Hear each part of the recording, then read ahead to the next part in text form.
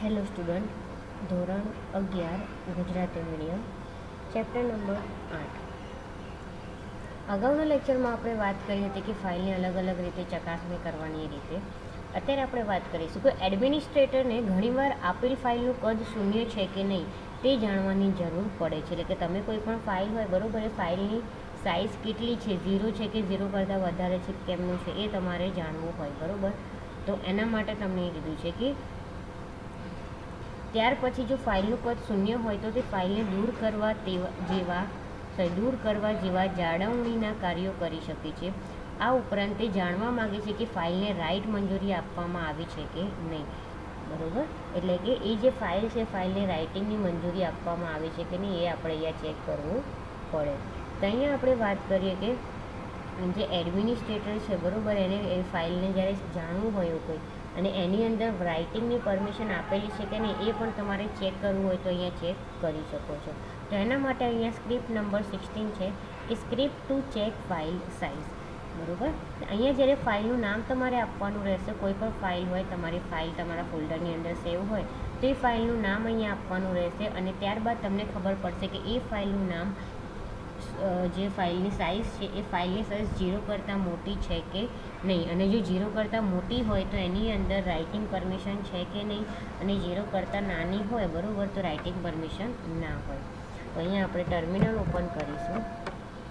Terminal open કર્યા પછી vi space script16.sh ને એન્ટર આપી દઈશું. તો અહીંયા vi એડિટર આપણું ઓપન થઈ ગયું.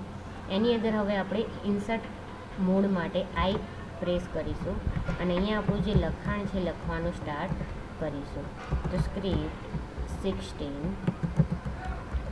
Script to check file size.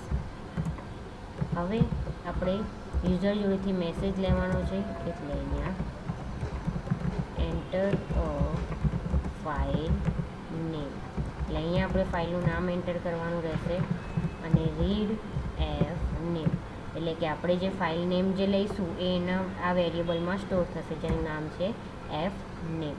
હવે અહીંયા ઇફ સ્ટેટમેન્ટનો ઉપયોગ કરીશું. -s $f name -a $f name space અને સ્ક્વેર બ્રેકેટ અહીંયા પૂરો, then echo $f name has, એટલે કે જે ફાઇલનું નામ હશે એ અહીંયા આવશે, size greater than 0 and user has write permission on it. એટલે કે જો જે ફાઇલનું નામ તમે લખ્યું છે એ ફાઇલની સાઇઝ 0 કરતાં મોટી હશે અને યુઝરે એનું પરમિશન આપી હશે રાઇટિંગની તો એ તમને અહીંયા જોવા મળશે. હવે છે એલ્સ, એટલે કે અધરવાઇઝ જો એ ના હોય તો, એટલે કે ફાઇલની સાઇઝ 0 ના હોય તો તમને શું મેસેજ મળશે? $f નેમ, એટલે કે જે ફાઇલનું નામ આવશે એ અહીંયા આવશે હેઝ સાઇઝ 0 ઓર, એટલે કે ફાઇલની સાઇઝ છે 0 છે અને user does not have write permission on it, એટલે કે જે ફાઇલનું નામ લખ્યું છે એ ફાઇલની સાઇઝ 0 છે પણ એની અંદર યુઝરને રાઇટિંગ પરમિશન નથી, અને અહીંયા આપણે એફઆઈ કરીને ફાઇલ ક્લોઝ કરીએ છીએ. હવે જે આપણે અહીંયા ફાઇલ બની ગઈ એ ફાઇલને બંધ કરી હવે અહીંયા એને આપણે એસ્કેપ કી દબાવીને W અને Q આપી દઈશું, કલર આપીને એને ફાઇલની બહાર નીકળી જઈશું. ફાઇલની બહાર નીકળી ગયા પછી એ ફાઇલને આપણે અહીંયા રન કરીશું. script16.sh આટલું લખ્યા પછી એન્ટર આપશો એટલે તમને અહીંયા ફાઇલનું નામ પૂછશે કે એન્ટર અ ફાઇલ નેમ. અહીંયા હું ફાઇલનું નામ આપું છું address.txt અને એન્ટર આપું છું. તો અહીંયા તમને આન્સર મળશે address.txt has size greater than 0, એટલે કે જે ફાઇલનું નામ છે એડ્રેસ એ ફાઇલ જે છે ફાઇલની સાઇઝ 0 કરતાં મોટી છે અને યુઝરને એની ઉપર રાઇટિંગ પરમિશન છે, એટલે કે યુઝર એની અંદર રાઇટિંગ કરી શકે છે, બરાબર. તો આ પ્રમાણે તમે અલગ અલગ ફાઇલ છે, ફાઇલની સાઇઝ તમે ચેક કરી શકો છો.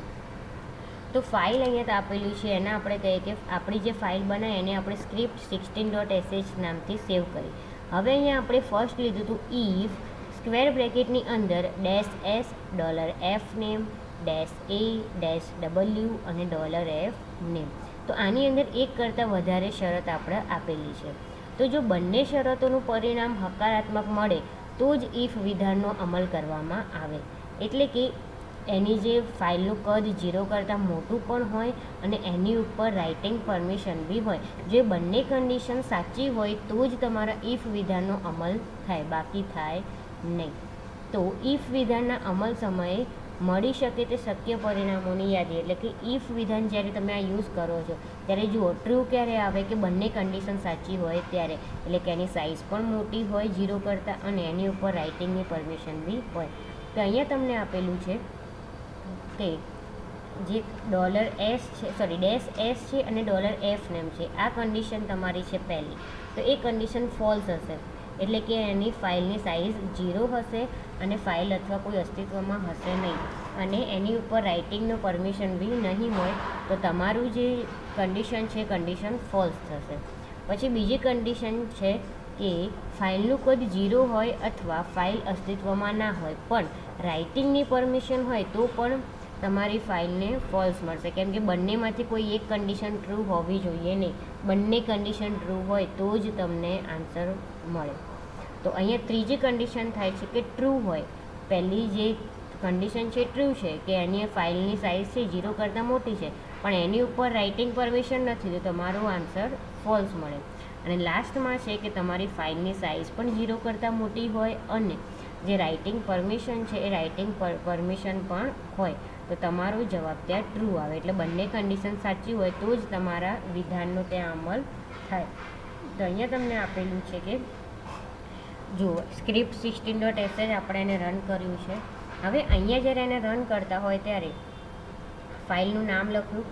જો એ ફાઇલની સાઇઝ 0 હશે અથવા 0 કરતાં નાની હશે તો અહીંયા તમને કહે છે કે script 5.sh has size 0 or user does not have write permission on it. એટલે કે જે ફાઇલ છે સ્ક્રિપ્ટ 5.sh એની સાઇઝ 0 છે અને એની ઉપર રાઇટિંગની કોઈ જ પરમિશન નથી, બરાબર. અને એ જ રીતે ફરીથી પ્રોગ્રામને રન કરવામાં આવે છે ત્યારે એની અંદર બીજી સ્ક્રિપ્ટનું નામ લખી છે ત્યારે એ ફાઇલની સાઇઝ 0 કરતાં મોટી છે અને એની રાઇટિંગ પરમિશન પણ છે. તો અહીંયા તમારી કન્ડિશન બંને ટ્રુ પડી, જ્યારે અહીંયા બંનેમાંથી એક કન્ડિશન ફોલ્સ મળે, બરાબર. તો અત્યાર સુધીમાં ઉપયોગમાં લેવામાં આવેલ ઇફ ધેન એફઆઈ અને ઇફ ધેન એલ્સ એફઆઈ વિધાનો આપેલ શરતોને મર્યાદિત સંખ્યામાં ચકાસી શકે છે. એટલે કે જ્યારે તમે ઇફ ધેન એફઆઈ અને ઇફ ધેન એલ્સ એફઆઈનો ઉપયોગ કરતા હોય ત્યારે એની અંદર તમે જે શરતો લખો છો એ મર્યાદિત સંખ્યામાં તમે એનો ઉપયોગ કરી શકો છો. તો જો ઉપયોગ કરતાં એકથી વધુ શરતોને ચકાસવા ઈચ્છતો હોય તો આ વિધાનો વધુ મદદરૂપ થઈ શકતા નથી. એટલે કે જ્યારે યુઝરને એક કરતાં વધારે જે એને કન્ડિશન હોય કન્ડિશન એને ચેક કરવી હોય તો ત્યારે તે આ ઇફ ધેન એફઆઈ અને ઇફ ધેન એલ્સ એફઆઈનો ઉપયોગ કરી શકે નહીં. તો એના માટે અહીંયા આપેલું છે કે ઇફ ધેન એલ્સ એફઆઈ અથવા કેસ વિધાનનો ઉપયોગ કરી શકે છે. તો અહીંયા તમને જે પ્રમાણે કીધું છે કે તમારે વધારે કન્ડિશનનો ઉપયોગ કરવો હોય તો એ ટાઈમે તમે આ જે કન્ડિશન છે ઇફ ધેન એલ્સ એફઆઈ અથવા એના સિવાય છે બીજું કેસ સ્ટેટમેન્ટ, તો એ બંનેમાંથી કોઈ એકનો ઉપયોગ કરીને તમે વધારે કન્ડિશનવાળો પ્રોગ્રામ લખી શકો છો. તો અહીંયા તમને આપેલું છે એક સ્ક્રિપ્ટ આપેલી છે 17મા નંબરની. એની અંદર છે script to find the file with the maximum size. એટલે કે તમારે એવી સ્ક્રિપ્ટનું ફાઇન્ડ કરવાની છે જેની સાઇઝ સૌથી મોટી હોય. એટલે કે અહીંયા તમારે આપણે ઉપર કેવું કર્યું કે જે પર્ટિક્યુલર એક જ ફાઇલ આપ્યા હતા એક જ ફાઇલની સાઇઝ આપણે ચેક કરતા હતા, જ્યારે અહીંયા શું છે કે 3 ફાઇલ લેવાની છે, ફર્સ્ટ નંબરની, સેકન્ડ નંબરની અને થર્ડ નંબરની 3 ફાઇલ લેવાની છે અને ત્રણેય ફાઇલની અંદર તમારે અલગ અલગ નામ આપવાના છે. ફર્સ્ટ ફાઇલનું નામ, સેકન્ડ ફાઇલનું નામ અને થર્ડ ફાઇલનું નામ. તે ત્રણેય ફાઇલનું નામ તમે જ્યારે આપો તો એની અંદરથી ત્રણેયમાંથી કઈ ફાઇલ સૌથી મોટી છે એ તમારે અહીંયા ચેક કરવાનું રહેશે કે એની સાઇઝ કઈ ફાઇલની સાઇઝ સૌથી મોટી છે. તો એ તમારે અહીંયા ચેક કરવાનું રહેશે, એટલે એ પ્રમાણે તમારો પ્રોગ્રામ થશે. તો આ જે સ્ક્રિપ્ટ 17 છે આપણે નેક્સ્ટ લેક્ચરમાં જોઈશું, બરાબર. તો આ લેક્ચરમાં આટલું જ, બાકીનું આપણે પછીના લેક્ચરમાં જોઈશું.